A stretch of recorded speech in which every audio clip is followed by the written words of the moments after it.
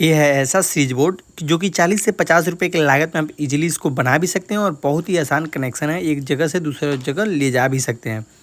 जैसे कि इसमें 2 वायर होल्डर में होता है और एक वायर मेल से फीमेल में कनेक्ट कर दिया जाता है और इसमें मेल फीमेल में 2 पॉइंट बचता है और होल्डर में भी 2 वायर रहता है। दोनों को एक दूसरे में कनेक्शन कर देते हैं। देखेंगे जैसे बिल्कुल ईजिली आपको बताया गया है, चाहे तो वीडियो रोक के देख भी सकते हैं और ईजिली जान भी सकते हैं। बहुत ही कम पैसे में स्विच बोर्ड